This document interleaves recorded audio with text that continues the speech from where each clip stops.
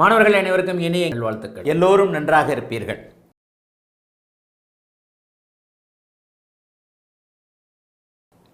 ஒன்றுக்கும் மேற்பட்ட கிரகங்கள் பார்வையின் அடிப்படையில் ஒரு பாவகத்தை தொடர்பு கொள்ளும் பொழுது அந்த பாவகமோ அந்த கிரகமோ ஒரு கிரகத்தை பார்க்குது.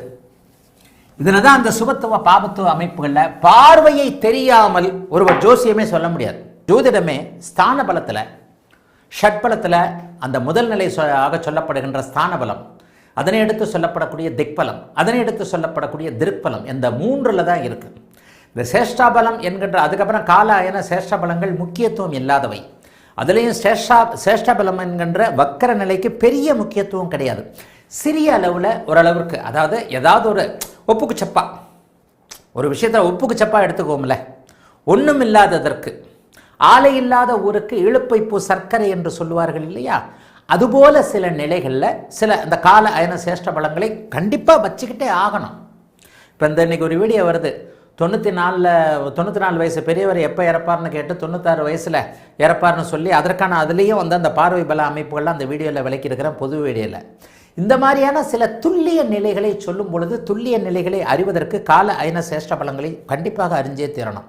எங்கே ஒரு விஷயம் குழப்புகிறதோ, எங்கே ஒரு விஷயம் சூட்சுமமாக இருக்கிறதோ, எங்கே ஒரு விஷயம் மறைபொருளாக தெரிகிறதோ அந்த விஷயத்தை ஆழ்ந்து உற்று கவனித்து அந்த ஞானத்தை புரிந்து கொள்பவனே ஜோதிடர். எல்லாருக்கும் புரியாது. யாருக்கு புதன் வலுத்திருக்கிறாரோ அவருக்கு தான் அந்த விஷயம் புரியும். புதன் பாவத்துவத்தை அடைந்திருக்கும் பொழுது இது புரியாமல் போகிறது. புதன் சனியோடு சேர்ந்தாலோ புதன் சனியால் பார்க்கப்பட்டாலோ ஜோதிடம் மடைமாற்றப்படுகிறது. தாங்க விஷயம். இதில் எல்லாரும் என்ன பண்ணுறீங்க? புதன் சனியோடு சேர்ந்திருக்கிற எல்லாம் என்ன திட்டுவீங்க, புதன் சனியால் பார்க்குறவங்க எல்லாம் என்ன திட்டுவீங்க. புதன் பாபத்துவம் அடைந்தவர்கள் எல்லோருமே என்ன இருந்தாலும் பெருசாக சொல்லிட்டார்.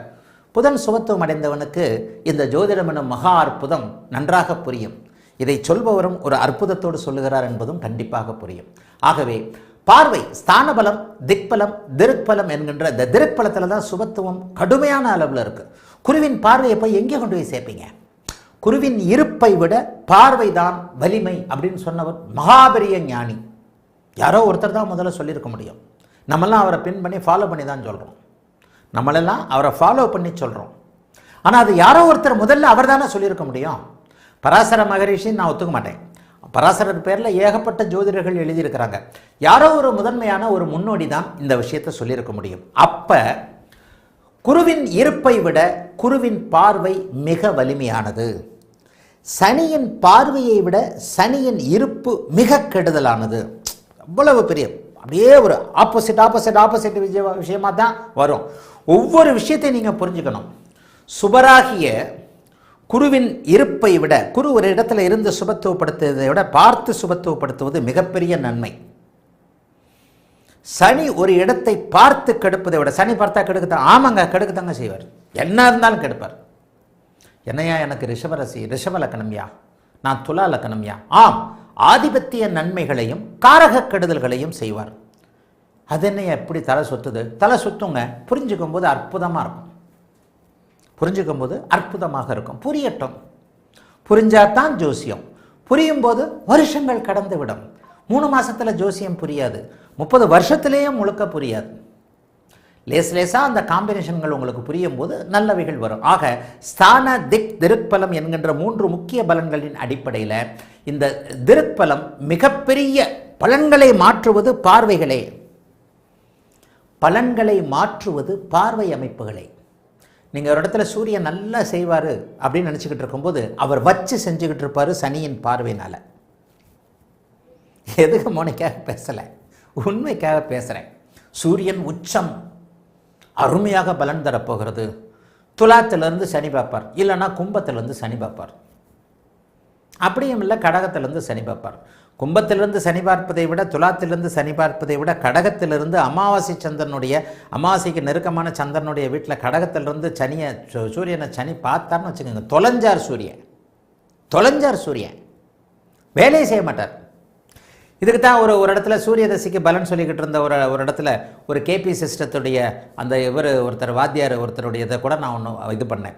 அவருக்கு தெரியல, அங்கே வந்து சூரிய தசை வேலை செய்யலை, அப்பா வந்து இப்படி ஆகிப்பட்டார் அப்படி ஆகிப்பட்டார்னு சொன்னதுக்கான அமைப்பு நட்சத்திரங்களின் அடிப்படையில் இல்லை. அந்த சூரியனை சனி பார்த்த காரணத்தினால் இதில் தான் பலன்களை மாற்றுவது, பலன்களின் கடைநிலை அமைப்பை உறுதி செய்வது சுபத்துவ பாபத்துவ கோட்பாடுகள் என்றால், அந்த சுபத்துவ பாபத்துவ கோட்பாடில் மிக முக்கியமான அமைப்பை செய்வது திருப்பலம் என்கின்ற பார்வை. சூரியனுக்கே பார்வை இருக்கா இல்லையான்றது என்ன எனக்கு தெரிஞ்சுக்கவும் முடியாது. இது ஒரு கடல். எனக்கு அடுத்து யாருன்னா ஒரு மாணவர் காரண காரியங்களோடு சூரியனுக்கு பார்வை உண்டா இல்லையா அப்படிங்கிறத நிறுவிங்க. சூரியன் என்பது நம்முடைய பூமியாகத்தான் சொல்லப்படுகிறது. பூமிக்கு கிடைக்கக்கூடிய ஒளிதான். சூரியனுக்கு பார்வை இருக்கிறதா? சூரியனே இங்கே பூமியாகத்தான் சொல்கிறோம். ஏன்னா ராசி வீடுகளில் சிம்மத்திற்கு பக்கத்தில் இருக்கிறது கடகம்.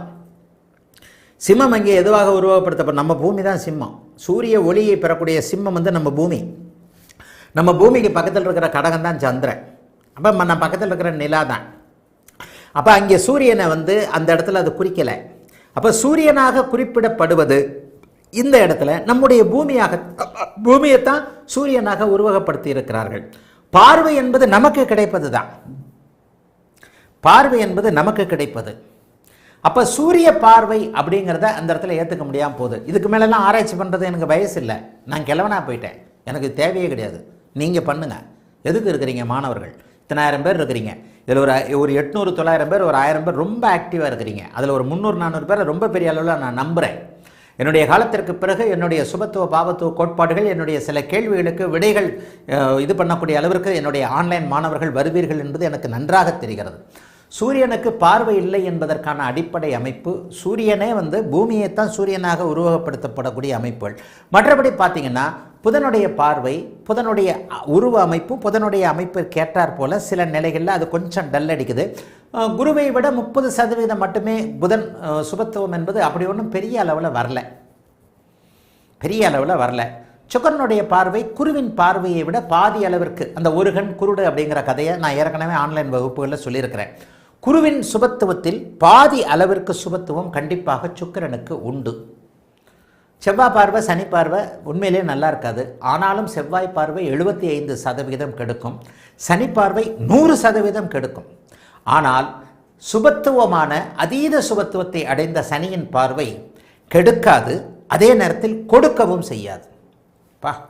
வார்த்தைகளில் அந்த பார்வையின் அமைப்பில் வித்தியாசப்படுத்தி சொல்கிறது உங்களுடைய ஆசான் உங்களுக்கு நல்லா புரியணுன்றதுக்காக என்னுடைய ஒட்டு மொத்த கிட்டத்தட்ட 50 ஆண்டுகளுக்கும் மேலான இந்த அனுபவத்தை 40 ஆண்டுகளாக பலன் சொல்லிக்கிட்டு இருக்கேன். 40 வருஷமாக பலன் சொல்கிறேன். 50 வருடத்திற்கு மேலான இந்த சிறு வயதிலிருந்தே ஜோதிடத்தை தவிர வேறு எதுவும் படிக்காத, வேறு எதுவும் தெரியாத காரணத்தினால வந்த அனுபவத்தின் அமைப்புகளில் தான் இந்த அமைப்புகளை சொல்கிறேன். செவ்வாய் சனி இந்த 2 பேரும் ஒட்டுமொத்தமாக ஒருத்தரை பார்த்துட்டாங்கன்னா அது சுத்தமாக நல்லா இருக்காது. சரியா? அதுக்கடுத்து என்ன மிஞ்சுவது? என்ன? நம்முடைய பௌர்ணமி சந்திரன் அல்லது தேய்பிறை சந்திரன். தேய்பிறை சந்திரனுக்கு பார்வை இல்லை, அதனால அவர் பார்வை இல்லவே இல்லை, அதனால அது கெடுக்கும் அப்படின்றதுலாம் இல்லை. அந்த இடத்துல லைட் ஆஃப் ஆகி போச்சு. ஒரு இடத்துல லைட்டு இருக்கு, பௌர்ணமி சந்திரனாக இருக்கும்போது லைட்டு இருக்கு, பேட்டரி தீர்ந்து போச்சு. பேட்டரி தீர்ந்து போனதுக்கப்புறம் அந்த இடத்துல இருட்டு இருக்கும். சனியின் பார்வை சர்வநாசம், தேய்பிறை சந்திரனுடைய பார்வை, அங்கே பார்வை என்பதே இல்லை. அப்போ அந்த இடத்துல கெடுதலும் இல்லை, நல்லதும் இல்லை, லைட் ஆஃப் ஆகி போச்சு. ஆனால் பௌர்ணமி சந்திரனுடைய பார்வை, இதை எப்படியா கணக்கெடுக்கிறது? அதைத்தான் அந்த சதுர்த்தி பஞ்சமி திதிக்கு அப்புறம் கணக்கெடுத்துக்கங்கன்னு சொல்கிறது. அமாவாசையிலிருந்து விலகி வந்து சதுர்த்தி பஞ்சமி திதியை தாண்டி விட்டவருக்கு லேசாக ஒளி புலப்பட ஆரம்பிக்கிறது. சப்தமி திதி அப்படியே வர்றாரு, அஷ்டமி திதியில் வர்றாரு, இன்னும் நன்றாக வளருகிறார். இது வளர்பிறை. பௌர்ணமியை நெருங்க நெருங்க தகிக்கிறார், தக தக தக தக தக தகன்னு அப்படியே வர்றார். பௌர்ணமியை நெருங்கும் போது அவர் பூரணச்சந்திரனாக இருக்கிறார். பௌர்ணமி என்று முழுதாக இருக்கிறார். பௌர்ணமியை விட்டு விலகும் பொழுது அந்த சதுர்த்தி தேதி வரைக்கும் அப்படியே டக்குன்னு. ஆக வளர்பிறை சதுர்த்தியிலிருந்து தேய்பிறை சதுர்த்தி, வளர்பிறை பஞ்சமியிலிருந்து தேய்பிறை பஞ்சமி வரைக்குமே அவருடைய ஒளித்தன்மைகளை டக்குன்னு அந்த ஜாதகத்திற்கு ஏற்றாற் போல கணக்கிட்டு கொண்டு அது மட்டுமே வேலை செய்யும் அப்படின்றத மட்டும் வச்சுக்கணும். இப்போ இவ்வளத்தையும் இதெல்லாம் பார்வை தான். பார்வைன்றது ஏற்கனவே அன்பு மாணவர்களே, இப்பொழுது நான் சொன்னது எல்லாத்தையுமே பார்வையின் அடிப்படையில் ஏற்கனவே எங்கோ ஒரு இடத்துல ஒரு ஆன்லைன் கிளாஸில் சொல்லியிருக்கிறேன், சொல்லாமல் இருக்க மாட்டேன். ஆனால் அந்த பார்வைகளை இப்போ எப்படி, ஒரு நல்ல கேள்வியாக அது எனக்கு பட்டது. ஐயா, ஒரே பாவகத்தை எல்லா கிரகமும் பார்க்கும்போது அது எப்படி நீ சொல்லிக் கொடுக்கலையே?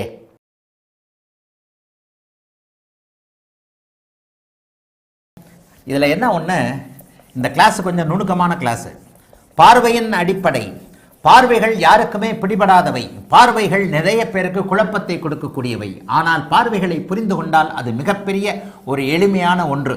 எல்லா இடத்துலையும் தன்னைத்தானே பேராசிரியர்களாக நினைத்து கொண்டிருக்கின்ற, தன்னைத்தானே பெரிய ஜோசியர்களாக நினச்சிக்கிட்டு இருக்கிற எல்லாரையும் அந்த இடத்துல தடுக்கி விழ வைக்கிறது இதுதான்.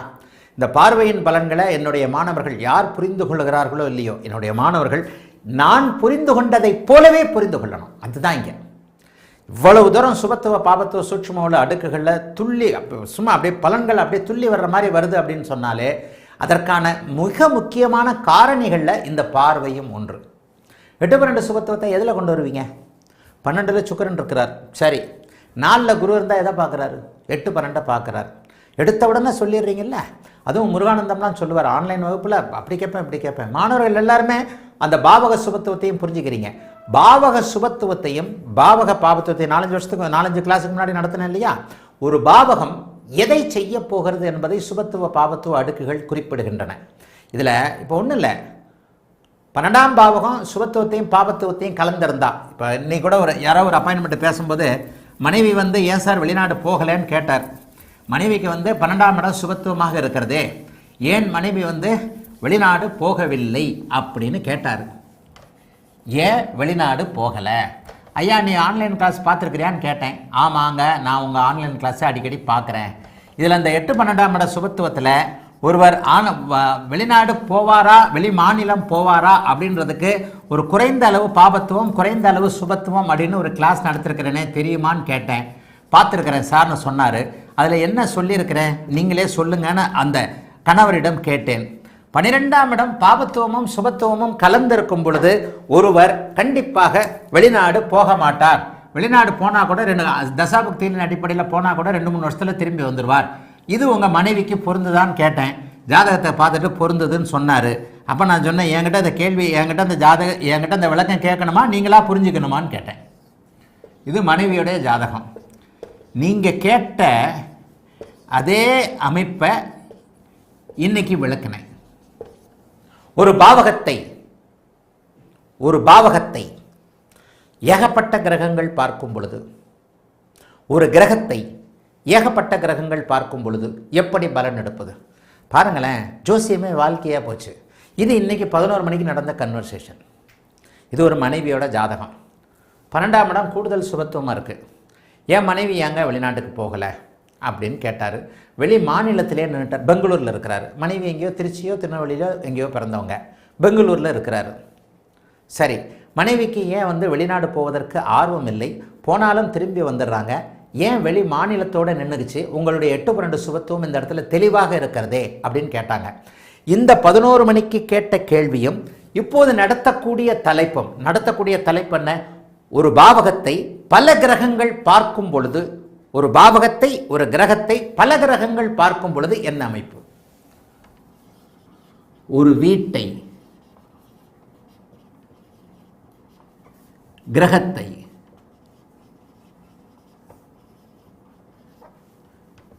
பல கிரகம் பார்க்கும்போது, பல கிரகங்கள் பார்வை அல்லது தொடர்பு எல்லாம் ஒண்ணுதான்.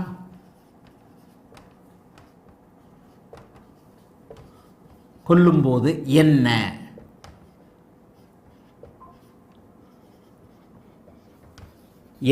இதாங்க சுருக்கம். ஒரு வீட்டை ஒரு கிரகத்தை பல கிரகங்கள் பார்க்கும்போது, பார்வை தொடர்பு கொள்ளும் போது என்ன? இதை பாருங்க, சனி 3ஆம் பார்வையா பார்க்கிறார். செவ்வாய் ஒரே நேரத்தில் 2 கிரகங்கள், முதலில் பாபத்துவம் பிறகு சுபத்துவம்ன்றதை அடிக்கடி சொல்றேன். இந்த இடத்துல பாருங்க, குரு 8-12ஆம் இடத்தை பார்க்கிறார். 8ஆம் இடம் வெளி மாநிலத்தையும் 12ஆம் இடம் வெளிநாட்டையும் இன்றைய அரசியல் சூழல்ல குறிக்கும். ஒவ்வொரு அரசியல் சூழலுக்கு ஏற்பவும் ஜோதிடம் தன்னைத்தானே தகவமைத்துக் கொள்ளுகிறது என்பதுதான் உண்மை. ஒவ்வொரு அரசியல் அமைப்புகளுக்கு ஏற்பவும். அது ஏன் அப்படின்னு சொன்னால் 1950களில் பிறந்தவர்கள், மதராஸ் மாகாணம் ஒன்றாக இருக்கும்போது பிறந்தவர்கள், 50க்கு முன்னாடி பிறந்தவர்கள் எல்லாருக்குமே 8/12 சுபத்துவம் இல்லை. நான் நிறைய நோட் பண்ணியிருக்கிறேன். 1950க்கு முன்னாடி தமிழ்நாடு, கர்நாடகா, கேரளா, இது ஆந்திராலாம் ஒன்றா இருக்கும்போது பிறந்தவர்கள், கர்நாடகாவில் பிறந்து சென்னைக்கு வந்தவர்கள், இவர்களுடைய ஜாதகத்திலெல்லாம் 8/12 சுபத்துவ அமைப்புகள் செயல்படலை. ஆனால் மாநிலங்கள் பிரிக்கப்பட்டதற்கு பிறகு பார்த்தீங்கன்னா அவங்களுக்கெல்லாம் 8/12 சுபத்துவம் இருக்குது. இங்கே நல்லா பாருங்கள், ஒரு வீட்டை பல கிரகங்கள் தொடர்பு கொள்ளுது. சனி 3ஆம் பார்வையாக தொடர்பு கொள்கிறார், செவ்வாய் குரு 9ஆம் பார்வையாக தொடர்பு கொள்கிறார். இவர் வெளிநாட்டுக்கு போகலை, வெளிநாட்டிற்கு போக முடியாது. நிச்சயமாக ஒரு வெளிநாட்டில் சிட்டிசன் ஆக முடியாது. அதுக்கடுத்து நம்ம ஒன்றில் மட்டுமே பலன் இல்லை இல்லையா, சரவீட்டில் இருக்கக்கூடிய கிரகங்களின் அமைப்பை நம்ம அப்படியே பார்த்துடணும். இப்போ இந்த இடத்துல 12ஆம் இடம் முதலில் பாபத்துவம் பிறகு சுபத்துவம் என்கின்ற அமைப்பை பெறுகிறது. ஒரு நிலையில் இந்த இடத்துல ஒரு வீட்டை நிறைய பேர் பார்க்குறாங்கன்னு சொன்னீங்கல்ல, ஒரு வீட்டை நிறைய பேர் பார்க்குறாங்கன்னு சொன்னீங்க இல்லையா. இப்போ இந்த இடத்துல இன்னொரு பார்வை அமைப்புன்னு வந்தால் சந்திரனுக்கு ஒளி மிகுந்த பார்வை மட்டும்தான் இருக்குது. சந்திரனுடைய பார்வையை 6, 7, 8ஆக சந்திர அதியோகத்தில் தான் நீங்கள் தொடர்பு கொள்ளணும். முக்கியமான 3 கிரகம் சனி, செவ்வாய், குருதன். முக்கியமான 3 கிரகம் சனி, செவ்வாய், குருதன். இந்த வீடு இப்போது கடுமையான இருள் தன்மை ஆகிவிட்டது. இந்த வீடு இப்போது கடுமையான இருள் தன்மையில் இருக்கிறது. 12ஆம் பாவகம் தூர இடங்களுக்கு போகக்கூடிய அமைப்பை கேட்கும். சில நேரங்களில் நான் சொல்லுவேன், எப்பா பிறந்ததுலேருந்து ஒரு 100-112 கிலோமீட்டர் தாண்டி வேற எங்கேயுமே போகலேன்னுவேன். ஐயா நான் மதுரையில் பிறந்தாங்கய்யா, திருமங்கலத்தில் இருக்கிறாங்கய்யா, தேனியில் இருக்கிறாங்கய்யா, அல்லது திண்டுக்கல்லில் இருக்கிறாங்கய்யா, அந்த 100 கிலோமீட்டர் தாண்டி போகிறது எனக்கு இதே இல்லைங்கய்யா, எண்ணமே இல்லைன்னுவாங்க. எப்போ ஒருவருடைய 12ஆம் பாவகம் ஒரு நிலையில் கடுமையான பாபத்துவத்தை அடைந்திருக்கிறதோ அப்போது அவர் தன்னுடைய பிறந்த இடத்தை விட்டு வெளியே போக இயலாதவராக, விருப்பம் இல்லாதவராக இருப்பார். ஐயா சும்மா 12ஆம் பாவகம்னே வர வேண்டாம். இந்தா பார்வை என்கின்ற 2 தொடர்புகள் இங்கே கிடைத்திருக்கின்றன. ராகுவுக்கு பார்வை கிடையாது. இப்போ இதை மேஷ லக்னமாக வச்சுக்குவோம். இப்போ இது மேஷ லக்னம். இந்த மேஷ லக்னத்திற்கு சனி தன்னுடைய இந்த இடத்துல சனி செவ்வாய் யாருமே சுபத்துவமாக இல்லை. சனி செவ்வாய் யாருமே சுபத்துவமாக இல்லை என்பதை இன்னும் கூட கொஞ்சம் வேற மாதிரி போடுவோமா. சனி கடுமையான அமைப்பில் இருக்கிறார். சனி கர்ண கடூரம். சனிக்கு ஒரு வார்த்தையை நான் சொல்லுவேன், கர்ண கடூரம்னு சொல்லுவேன். அப்போ சனிக்கு கர்ண கடூரம்ன்ற வார்த்தைக்கு உடனே நீங்கள் சனியின் எதிரியான சூரியனை புரிஞ்சுக்குவீங்க இல்லையா. ஒன்று சனி செவ்வாயோட சேர்ந்துருக்கணும். இந்த பாருங்க, இப்படி போட்டுடுறேன்.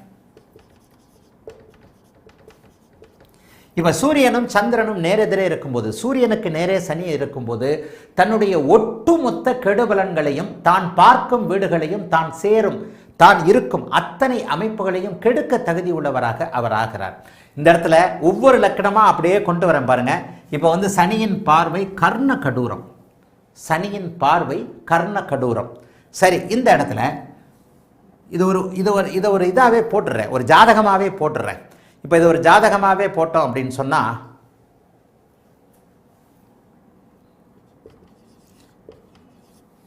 இப்போ இந்த ராகு இருக்கின்ற வீட்டிற்கு செவ்வாயும் சனியின் தொடர்புகள் மட்டும் கிடைக்கின்றன அப்படிங்கிறது ஃபர்ஸ்ட் இந்த கிளாஸோடைய ஒரு சின்ன நுணுக்கம்.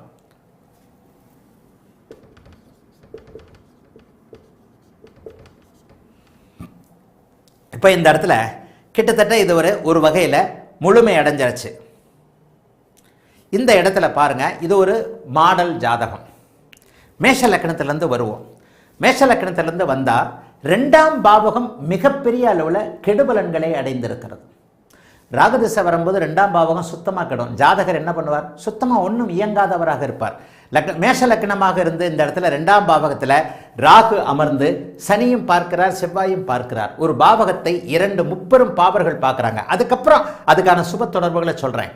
இப்போ மிதுன லக்னத்துக்கு 12ஆம் இடத்துல வெளிநாடு வெளிமாநிலம் போக முடியாதுன்னு சொன்னேன். இந்த இடத்துல லக்னத்தின் அடிப்படையில் 2ஆம் பாவகம் பழுது பெற்றிருக்கின்ற இவர் கண்டிப்பாக பெருங்கோடீஸ்வரர் ஆக முடியாது. அதற்கப்புறம் பெருங்கோடீஸ்வரர் ஆகணும்னா சுக்கிரனை பார்க்கணும். சுக்கிரனு கூட இங்கே சூரியன் புதன் ஒரு நிலையில் பரிவர்த்தனையாகி சுக்கிரன் கூட 5ஆம் இடத்துல அவரும் குருவின் பார்வையில் இருக்கிறார்ன்றதுனால ஒரு நிலை நல்லா இருக்கு. ஆனால் 2ஆம் பாவகம் பழுதுபட்ட ஒருவர் இந்த இடத்துல சர்வ நிச்சயமாக அவரால் ஒரு பெரிய கோடீஸ்வரன் சொல்லப்படக்கூடிய மில்லினர் என்கின்ற அமைப்பிற்கு அங்கே தடை கண்டிப்பாக இருக்கிறது. இந்த இடத்துல கூட சுக்கிரன் குருவின் பார்வை என்பது ஓரளவிற்கு பரவாயில்லை என்பது தான். அடிக்கடி நான் சொல்லியிருக்கிறேன், பாவகம் பாவகாதிபதி காரகம் 3ம் கெட்டால் சுத்தமாக இல்லை அப்படின்றது அர்த்தம். சரி, இப்போ இந்த 2ஆம் பாவகத்தை விட்டு விட்டு அப்படியே ரிஷப லக்னமாக வச்சுக்கோங்க. ரிஷப லக்னத்திற்கு சனி செவ்வாய் தொடர்பு. ரிஷப லக்னாதிபதி இங்கே சுக்கிரனை போட்டவொன்னே சுக்கிரனை நம்ம டக்குன்னு குருவின் பார்வையில் போடக்கூடாது. நான் இங்கே சுக்கிரனை கொஞ்சம் ஒரு இதாகவே பாவத்துவமாகவே போடுறேன். சுக்கிரனை ஒரு அளவிற்கு பாவத்துவமாகவே போடுறேன். இருங்க, இங்கே போடுவோம். சுக்கிரனை சுபத்துவமாக போடலை. இப்போ மறுபடியும் இங்கே வந்துடுறேன். மேஷ லக்னம் 2ஆம் பாவகம் பாதிக்கப்பட்டிருக்கிறது. ராகு இருக்கிறார், செவ்வாய் சனி பார்வையில் இருக்கிறது. இந்த பாபத்துவ அமைப்பின் அடிப்படையில் 2ஆம் அதிபதியாகிய சுக்கிரன் அங்கே 5ஆம் இடத்தில் இருக்கிறார். அவரும் 6ஆம் அதிபதியோடு சேர்ந்திருக்கிறார் என்கின்ற அமைப்பில் இந்த மாதிரியான நிலையில் இருக்கக்கூடிய இந்த ஒரு பாவகத்தை 3 கிரகங்கள் தொடர்பு கொள்ளும் பொழுது அந்த 3 கிரகங்களும் முப்பெரும் பாவர்களாக இருக்கின்ற அமைப்பின் அடிப்படையில் இவர் வாழ்க்கையில் பணக்காரன் என்கின்ற மிக பணக்காரன் கோடீஸ்வரன் இருப்பார். ஏதோ சாப்பாடு துணிமணி அப்படின்ற லெவலில் தான் இருக்குமே தவிர மிகப்பெரிய கோடீஸ்வரன் என்கின்ற அமைப்பின் அடிப்படையில் இவர் செயல்படுவதற்கு கண்டிப்பாக தடை இருந்தே தீரும். சரி, இப்பெல்லாம் கமெண்ட் பார்க்கல, கொஞ்சம் அப்படி இப்படி கொஞ்சம் இதாக வரும்போது நான் கமெண்ட் பார்க்குறேன். கொஞ்சம் உங்கள் சந்தேகங்களை மனசுக்குள்ளே வச்சுக்கோங்க. லக்னம் கெட்டு போயிட்டுருச்சு, லக்னாதிபதி கெட்டு போயிடுச்சு. ஐயா, சனி இங்கே 9 10 கூடிய ராஜயோகாதிபதி தானே, செவ்வாய் இங்கே 7ஆம் அதிபதி தானே, அங்கே ஆதிபத்திய விசேஷ பார்வைகளை எதனா செலுத்துவார்களா? இல்லவே இல்லை. இந்த இடத்துல எந்த இடத்துல மறுபடியும் என்னுடைய சுபத்துவ பாபத்துவ சூட்சும கோட்பாட்டின் அடிப்படையில் ஒரே பாவகத்தை எப்போது சனி செவ்வாய் தொடர்பு கொள்கிறார்களோ, ஒரே கிரகத்தை எப்போது சனி செவ்வாய் தொடர்பு கொள்கிறார்களோ அந்த பாவகம் நசிந்து போகும், அந்த கிரகம் அழிந்து போகும், எரிந்து போகும், ஒன்றுக்கும் லாயக்கல்லாது போகும் என்பதன் அடிப்படையில் இந்த இடத்துல லக்னம் சுத்தமாக கெட்டுப்போச்சு. லக்னம் கெட்டுப்போச்சா? லக்னாதிபதியை பார், 2வது வந்துருச்சா? அப்போ ரிஷப லக்னத்தின் அதிபதியாகிய சுக்கிரன் 4ஆம் இடத்தில் திக்பலமாக இருக்கிறார் என்பதன் அடிப்படையில் லக்னம் கெட்டாலும், லக்னத்துடைய அமைப்புகள் கெட்டாலும், லக்னாதிபதி ஓரளவிற்கு பகை வீட்டில் அமாவாசையோ சந்திரனோடு இணைந்த சூரியனுடைய வீட்டில் பகை வீட்டில் அங்கே திக்பலமாக இருக்கிறார் என்பதன் அடிப்படையில் ஜாதகர் ஓரளவிற்கு இயங்குவதற்கு தகுதியாக இருக்கிறார். சொகுசு வாழ்க்கை, சொகுசு போகங்களை அனுபவிக்க முடியாமல் இருந்தாலும் கூட ஒரு 10,000 5,000 வேலை ஜவுளி கடை குமாஸ்தாவாக இருக்கிறதுக்கு அனுமதிக்கப்படுகிறார் என்பதுதான் உண்மை. ஆகவே இந்த இடத்தில் ராகு லக்னத்தில் அமர்ந்து சனி செவ்வாயின் தொடர்பில் லக்ன பாவகம் கெட்டு போயிருக்கிறது. லக்னாதிபதி திக்பலம் என்கின்ற அமைப்பில் இருக்கின்ற காரணத்தினால் அவர் கொஞ்சம் நல்லாவே இருக்கிறாரு. சரி, இந்த இடத்துல மிதுன லக்னத்திற்கு நான் சொல்லிட்டேன். மிதுன லக்னத்திற்கு 12ஆம் பாவகம் இந்த மாதிரியாக இருக்கும் பொழுது ஜாதகரே கொஞ்சம் செலவு செய்பவராக இருக்க மாட்டார். அடுத்து பிரதேச வாசம் என்று சொல்லப்படக்கூடிய வெளிநாடு வெளிமாநிலம் போன்ற அமைப்புகளோடு அவருக்கு ஆர்வங்கள் இருக்காது. 12ஆம் பாவகம் கெட்டு போச்சுன்னா தூக்கம் வராதுங்க. சுபத்துவமாக பிற்பாடாவது ஆகணும். இது முழுமையான பாபத்துவம். இந்த இடத்துல நான் போட்டிருக்கிறது முழுமையான பாபத்துவம். அப்போ 12ஆம் பாவகம் கெட்டு போய்விட்டால், 12ஆம் பாவகம் கெட்டாச்சனாலே இதை வச்சு இப்போ நான் சொல்கிற பாவக சுபத்துவ பாபத்துவத்தை வச்சே உங்களால் லக்னம் சார்ந்த விஷயங்களை நீங்கள் தெளிவுபடுத்தி கொள்ள முடியும். 12ஆம் பாவகம் இந்த மாதிரியான அமைப்பில் இருக்கும்போது ஒருவர் 112 கிலோமீட்டருக்கு உள்ளே தான் இருப்பார். அவருடைய மாவட்டம் பக்கத்து ஊர் அக்கத்து ஊருக்குள்ளே தான் இருப்பார். ஐயா, ஃபாரினுக்கு போயிட்டு வந்திருக்கிறார், 1 வாரம் 10 நாள் போயிட்டு வந்திருப்பார். 1 வாரம் 10 நாள் போயிட்டு வந்திருப்பார். என்ன இருந்தாலும் சில நிலைகளில் அந்த அந்தர அமைப்புகளின் அடிப்படையில் ஃபாரின் போக, தசாபுக்தி அந்தர அமைப்புகளின் அடிப்படையில் ஃபாரின் போக அனுமதிக்கப்படுவார். ஆகவே ஆனால் நிரந்தரமாக அவர் தான் பிறந்த இடத்தை சுற்றி 112 கிலோமீட்டருக்கு அவர் வாழ்வதற்கான ஆர்வங்கள் அவருக்கு கண்டிப்பாக இருக்கும்.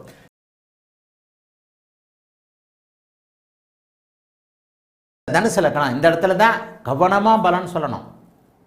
இப்பதான் கேள்வி கேட்க போறேன். தனுசு லக்னத்திற்கு இது என்ன செய்யும்? இந்த இடத்துல ஜாதகம் செத்து போவாயா? கடனால நோயால எதிர்ப்பால ஒரு எவ்வளவு பெரிய நுணுக்கத்தை மூல நூல்களில் கூட இல்லாத ஒரு நுணுக்கத்தை ஒரு இடத்துல சொல்லியிருக்கிறேன். 6ஆம் பாவகத்தில் ஒரே ஒரு பாபர் மட்டும் இருந்தால் கடன் வாங்கினால் கொடுக்க தேவை இருக்காது. கடன் கொடுத்தவன் செத்து போவான். கடன் கொடுத்தவன் உங்ககிட்ட இப்படி நிற்பான். பார்த்து அந்த இதை பார்த்து நேற்றே நீங்கள் திருப்பி கொடுக்கணும், போன வருஷமே திருப்பி கொடுக்கணும். அப்படியா? சரி போங்க வரும் போங்க. இதெல்லாம் கேட்குறதுக்கு இங்கே வந்தீங்களாக்கா பெரிய இவர் மாதிரி. கடன் கொடுத்தவனா கடன் வாங்கினவன் மிரட்டுவான். 6ஆம் பாவகத்தில் ஒற்றை பாவர் இருந்தால், இதை தனியா ஒரு கிளாஸாவே நடத்திருக்கிறேன். இதெல்லாம் எந்த மூல நூல்லையும் கிடையாது, எந்த விளக்க நூல்லையும் கிடையாது. இந்த சுபத்துவ பாபத்துவ அடுக்குகளில் மட்டும்தான் இதை நீங்க புரிஞ்சுக்க முடியும். ஆயிரக்கணக்கான ஜாதகங்களில் நான் புரிந்து கொண்ட தெளிந்து கொண்ட உண்மை, 6ஆம் பாவகத்தில் ஒரே ஒரு பாவர் இருக்குமாயின் அது கடுமையான அந்த அமைப்பு. அந்த ஒரு பாவர் மட்டும்தான் அதில் இருக்கணும். கடன் கொடுத்தவன் கை கட்டி நின்றுட்டு போன மாதம் நீங்கள் டியூ கட்டலைங்க, டியூ வரலங்க, யோ அதுக்காக வந்துடுவே நீ, திருப்பி வீட்டாண்ட கிட்ட வந்தேன் பார்த்தேன் உடனே கையை காலை உடச்சி போட்டுருவோம் பையா, இப்படி சொல்கிறது 6ஆம் பாவத்தில் ஒரு பாவர் இருக்கிறது. 6ஆம் பாவகத்தில் முக்கூட்டு பாப தாக்குதல் இருந்தால், 6ஆம் பாவகத்தோடு சனி செவ்வாய் ராகு போன்ற தொடர்புகள் இருந்தால் வாழ்நாள் முழுக்க கடன், வாழ்நாள் முழுக்க நோய், தசாபுக்திகளுக்கு ஏற்ப. இதில் ரொம்ப முக்கியம் லக்னாதிபதி. 6 எது வந்துட்டாலும் லக்னாதிபதிக்கு வந்துடணும். இப்போ இந்த ஜாதகத்தின் அடிப்படையில் குரு லக்னத்தை பார்க்குறார். இவருக்கு இந்த இடத்துல தாங்கு திறன் உண்டு. நான் அடிக்கிறேன், நீ தாங்குறியா இல்லையா? இந்த இடத்துல லக்னாதிபதியே நீச்சம்னா கூட 6ஆம் இடத்தை பார்ப்பார், கலப்பு பலன்கள் வந்துவிடும். வேறு ஏதாவது ஒரு இடத்துல போட்டு இந்த இடத்துல 11ஆம் இடத்துல கூட போட்டுருங்க, 11ஆம் இடத்துல போட்டால் கூட தாங்குதிறன் இருக்காது. 6ஆம் இடத்தில் ஐயோ எனக்கு மூடே ஆஃப் ஆகுது. இவ்வளோ தூரம் கத்தி இவ்வளோ தூரம் சொல்லிக் கொடுத்து எனக்கு நன்கு பரிச்சயமான இளங்கோவன் என்கின்ற வெங்கட ராமானுஜம் என்கின்ற 10-15 கமெண்ட் 100 கமெண்ட்டுக்கு மேலே 2 பேருக்கும் கிளாஸில் விளக்கம் கொடுத்துருப்பேன். நீங்கள் 2 பேரும் என்னடானா கடன் இருக்காதுன்னு பதில் கொடுக்குறீங்க. எவ்வளோ பெரிய தப்பு இது. 6ஆம் பாவகத்தில் ஒற்றை பாவர் மட்டும் இருந்தால் அந்த பாவகம் நசிந்து போகும். கடன் வாங்க தேவை இருக்காது, நோய் இருக்காது. கடன் வாங்க தேவையின்றி கடன் வாங்குவீங்க, கடனை திருப்பி கொடுக்க தேவை இருக்காது. ஏதோ ஒரு படத்தில் விவேக் சொல்லுவார், செட்டியார் வந்து செத்து போனார், கடனை கொடுத்துட்டவன் ராத்திரி வந்து 1 கோடி ரூபாயை கொடுத்துட்டு போகிற வழியில் ஆக்சிடென்ட்டில் செத்து போயிட்டான்னா யாருக்கு தெரியும்? 1 கோடி ரூபாய் கேஷை கொண்டு வந்து கொடுக்குறாரு. இதெல்லாம் வாழ்க்கையில் நடந்திருக்கு, என் நண்பர்களுக்கே நடந்திருக்கு. கடன் கொடுத்தவரை இறந்து போவார், எதுலேயே எழுதி வைக்காம.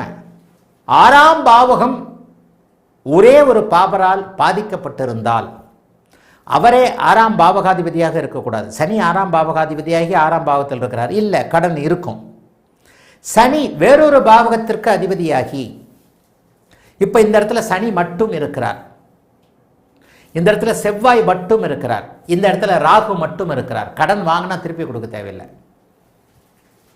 கடன் உங்களை தொந்தரவு பண்ணாது. விவசாய பெருமக்கள் பயிர் கடன் வாங்குறாங்க, கவர்மெண்ட்டு தள்ளுபடி பண்ணிடுது, அதெல்லாம் அந்த மாதிரி அமைப்பு தான். வராக்கடன் பெரிய பெரிய இவங்கெல்லாம் இருக்கிறாங்க, மில்லியனர்ஸ், 10,000 கோடி 12,000 கோடி, நம்ம தான் ஏழை பால டிராக்டரை தூக்கிட்டு போயிடுவாங்க. பெரிய பெரிய கடன்கள் எல்லாம் தள்ளுபடி பண்ணப்படுகிறதே, கடன்களாலேயே மில்லியனர்கள் ஆகிறார்களே, அதெல்லாம் அந்த 6ஆம் பாவக சுபத்துவத்தை பொறுத்தது. ஆனால் இந்த இடத்துல நான் எங்கே தடுக்குவீர்கள்? நான் நினைக்காத 2 பேர் தடுக்கி இருக்கிறீங்க. நீங்கள் தான் இத்தனைக்கும் இவ்வளோ கமெண்ட் கேட்குறீங்க. நீங்கள் தான் இத்தனை அமைப்பையும் 6ஆம் பாவகத்தை இளங்கோவன் தான் கேட்குறீங்க. சனி மட்டும் பார்த்தாலும் கடன் தொல்லைகளில் நிவர்த்தி உண்டு.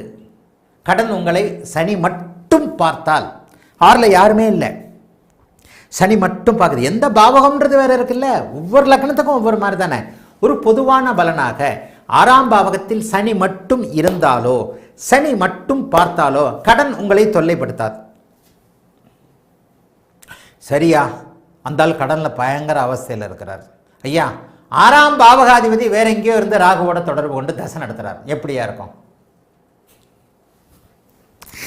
ஜோசியம் பயங்கரமான கிரிமினல், ஜோதிடம் பயங்கரமான கிரிமினல். ஒவ்வொரு அதாவது மகாபாரத கதையில் கேளும் ஜனமே ஜெயரா மகாராஜான்னு சொல்லிட்டு மகாபாரத கதையில் வந்து சில விஷயங்கள் பார்த்தீங்கன்னா அப்படியே நீண்டுக்கிட்டே போகும், ஒரு கதைக்குள்ள ஒரு கதைன்னு. இளங்கோவன் கேட்டிருக்கின்ற கேள்வி, இளங்கோவனுக்கு கொஞ்சம் வெக்கம் வந்திருக்கும், வெங்கட ராமானுஜத்துக்கும் கொஞ்சம் வெக்கம் வந்திருக்கும். இதை நான் நடத்தியிருக்கிறேன். ஒவ்வொரு கிளாஸையும் தவறாமல் அட்டன் பண்ணுறவங்க இளங்கோவனும் வெங்கட ராமானுஜமும். எப்படி விட்டீங்க? எப்படி மிஸ் பண்ணீங்க? 6ஆம் பாவகத்தை ராகுவையும் 6ஆம் பாவகத்தையும் நீங்கள் முழுக்க தெரிந்து கொண்டீர்களே ஆனால் நீங்கள் மேதைகளாகி விட்டீர்கள். இது 2 தான் வாழ்க்கையில் கணிக்க சிக்கலானது. ஒரு ராகுவை கணிக்க முடிஞ்சிருச்சுன்னா, ஒரு 6ஆம் பாவகத்தை கணிக்க முடிஞ்சிருச்சுன்னா இருக்கிறதுலே சிக்கல் அதுதான். இருக்கிறதுல சிக்கலை தெரிஞ்சுக்கிச்சுன்னா கீழே இருக்கிறதெல்லாம் வந்துடும்ல உங்களுக்கு. சனி மட்டும் 6ஆம் பாவகத்தை பார்க்குறாரியா? இந்தாங்க தனுசு லக்னத்துக்கே வந்துடுறேன். கடன் இல்லாத அமைப்பு தான், கடன் இல்லாத அமைப்பு தான். சரி ஐயா, பயங்கர கடங்காரனாகி ஊரை விட்டே ஓடி போயிட்டாருங்க. என்னங்க நீங்கள் இப்படி சொல்கிறீங்க? நீங்கள்லாம் ஒரு ஜோசியர்னு சொல்கிறீங்க. ஜாதகர் பயங்கரமாக கடனை வாங்கி ஊரை விட்டு ஓடி போனார், இவனை போய் கடன் இல்லாதவன்றீங்க.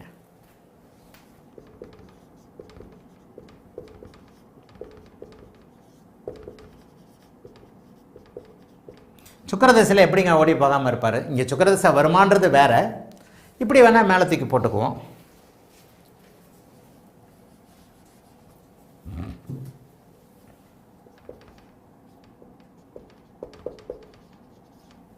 இப்படி வேணா கூட போட்டுக்குவோம். இப்போ இந்த இடத்துல அமாவாசை சந்திரன் 8வது வீடாகி 6ஆம் அதிபதியாகிய சுக்கிரன் ராகுவோடு சேர்ந்து சுக்கிரன் தசை நடத்துகிறார். 6ஆம் பாகத்தை சனி பார்க்கத்தான் செய்யுது. சுக்கிரதசையில் என்ன நடக்கும்? சுக்கிரனுடைய காரகத்துவங்கள், சுக்கிரனுடைய ஆதிபத்தியங்கள் நடக்குமா இல்லையா? ஐயா ஜோசியன் தலை சுத்துங்க. இது எல்லாம் இல்லாமல் இருக்கக்கூடியவன் தாங்க இந்த அமைப்பு.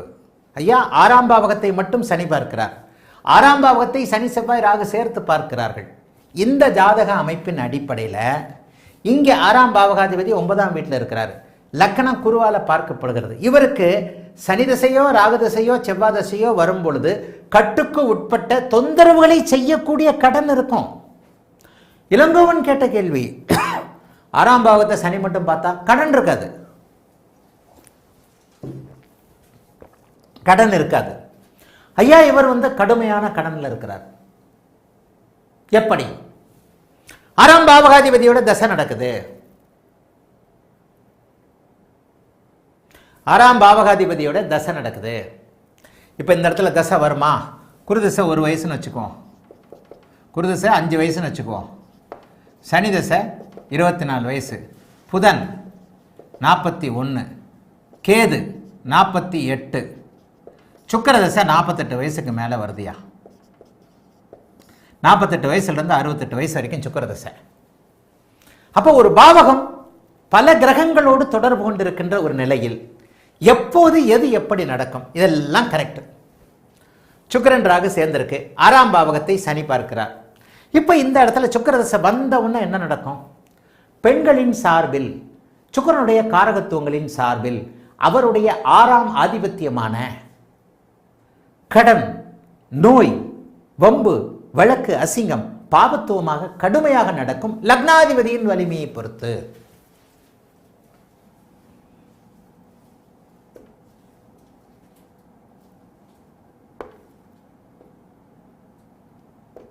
லக்னாதிபதி இங்கேயே போட்டுறேன்.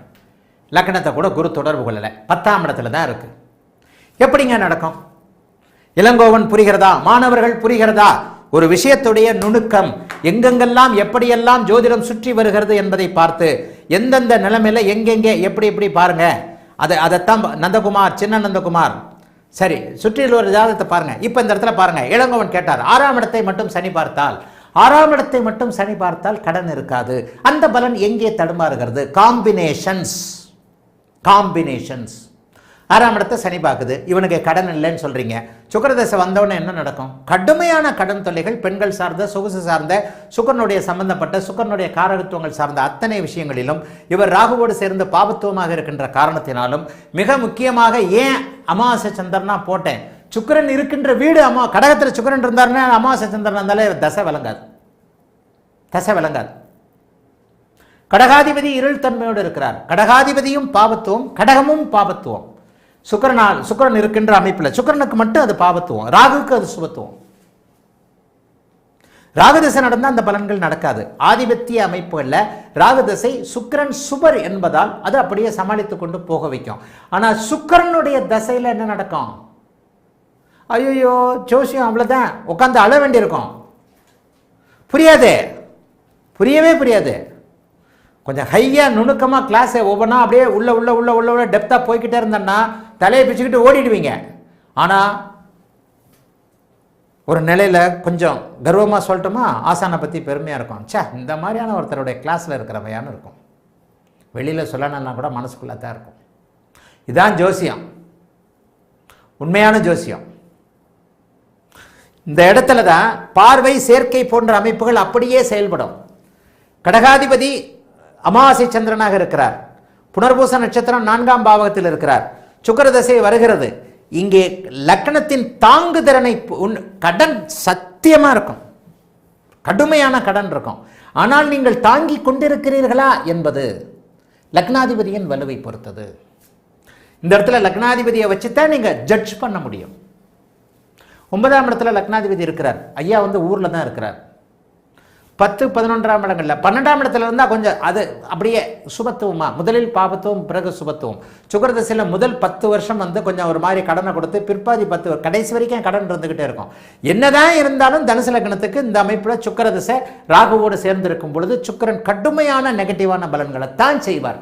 அமாவாசை சந்திரனுடைய வீட்டில் இருக்கும் பொழுது இந்த இடத்துல தான் நட்சத்திரம்னா எதுவும் வேலை செய்யாதுங்க, சான்ஸே இல்லைங்க. எந்த நட்சத்திரத்தில் இருந்தாலும் வேலை செய்யாதுங்க சுக்கிரனும் ராகுவும். சுக்கிரன் எந்த நட்சத்திரத்தில், இந்த பாருங்க, நட்சத்திரத்துக்காக நான் சொல்லலைங்க, உண்மை அதுதாங்க. இந்த இடத்துல புனர்பூசம் 4ஆம் பாதம், பூசம் 4 பாதம், ஆயில்யம் 4 பாதம். இதில் எந்த இடத்துல சுக்கிரன் இருந்தாலும், எல்லா இடத்துலையும் சுக்கிரன் இருந்தாலும், எந்த டிகிரியில் சுக்கிரன் இருந்தாலும், ராகுவோடு எந்த அளவிற்கு நெருங்கி இருக்கிறார் என்பதை பொறுத்து கடுமையான பாபத்துவத்தில் சுக்கிரன் இங்கே ஒன்றும் கடனை தவிர வேறு எதுவும் கொடுக்க மாட்டாருங்க.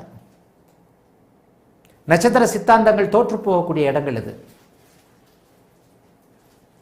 இதை சொல்வதற்கு உங்களுடைய ஆசானுக்கு தகுதி இருக்கிறது, அனுபவம் என்கின்ற அமைப்பில். எத்தனையோ ஜாதகங்களை இந்த மாதிரி பார்த்துருக்கிறேன் நான். இதில் மிக முக்கியமான அவ்வளோ பாயிண்ட்டை இங்கே கொண்டு வந்துட்டேன். சனி 6ஆம் இடத்தை பார்த்தாலும் கடன் இருக்காதா, அதைத்தான் ஆதிபத்தியங்களாக, காரகங்களாக, அதிபதியாக ஜோதிடம் விரிந்து பறந்து கிடக்கிறது. ஒரு பாவகம், பாவகாதிபதி, காரகன் மூன்றும் கெட்டால் அது கிடையாதுன்னு சொல்லும் போது அந்த 3 விஷயங்கள் வருதா? 360 டிகிரி கொண்ட இந்த ராசி சக்கரம் 120 120 120ஆக 3ஆக பிரிக்கப்பட்டிருக்கிறதா? அப்போ ஒரு செயல் 3ஆக பிரிக்கப்பட்டிருக்குது, கரெக்டா? அந்த ஒரு செயல் 3ஆக பிரிக்கப்பட்டிருக்குதுன்னா என்ன அர்த்தம்? பாவகம், பாவகாதிபதி, காரகன். அப்ப இந்த சனியின் 3ஆம் பார்வை 6ஆம் வீட்டிற்கு செயல்படும் பொழுது இந்த பாவகம் செயல்படுமாயின் அது புக்திகளில் செயல்படும். சுக்கிரதசையம் நடந்தா உங்களை ஆதிபத்தியமும் அதனுடைய அதிபதியும் டவுசரை கழட்டிட்டு விட்டுருவார். வேட்டி டவுசர் எல்லாம் இதோட தான் ஓடணும், நிர்வாணமா ஓடணும். அதிபதியும் ஆதிபத்தியமும் செயல்படும். அதிபதினா என்னங்க? 6ஆம் அதிபதி. ஆதிபத்தியம்னா என்னங்க? 6ஆம் வீடு. ஐயா, நுணுக்கமான வார்த்தைங்க, கொஞ்சம் புரியணும். என்னமோ இருந்தாலும் கத்துறானே, லேசா உட்காந்து யோசிப்போம். ஆமாதானே? அல்லது கடவுள் எனக்கு கொடுத்த வாய்ப்பை போல இதே மாதிரி சுக்கிரதசை நடந்தவனுக்கு ஒரு வாய்ப்பு, சுக்கிரதசை நடந்தவன் ஜாதகத்தை பார்க்கக்கூடிய வாய்ப்பு உங்களுக்கு கிடைக்கும். ஆனால் இதில் பாதி பேர் ஏதோ போனால் போது ஞாயிற்றுக்கிழமை உட்கார்றதுக்காக உட்காந்தவங்க, எங்களை மாதிரி வாழ்க்கை முழுவதும் ஜோதிடத்துக்காக தியாகம் பண்ணவங்க கிடையாது. அதான் இங்கே பாயிண்ட். ஆக ஒரு இடத்துல இது ஒரு அமைப்பு. இந்த 6ஆம் பாவகம் கெட்டு இருக்கிறது. ராகு சனி செவ்வாய் தொடர்புகளில் சர்வநாசம். ஆனால் குரு தாங்கு திறனை பெற்றிருக்கிறார். 6ஆம் அதிபதி 9ஆம் இடத்துல ஒரு நிலையில, இங்கேயும் சூரியனை வலுவில்லாம தான் போட்டிருக்காங்க. ஆனால் இங்கே சூரியன் திக்பலத்தில் வந்துடுவார் தனுசு லக்னத்துக்கு. 10ல் இங்கே தர்மகர்மாதிபதி யோகம் வந்துடும். காம்பினேஷன்ஸ் 10ஆம் அதிபதி சுபத்துவம், 11ஆம் அதிபதியாக சுக்கிரன் இங்கே இருக்கிறார். இதே 6ஆம் இடம் கட்டுப்போச்சு, கடன் இருக்கும். ஜாதகம் எப்படி இருக்க?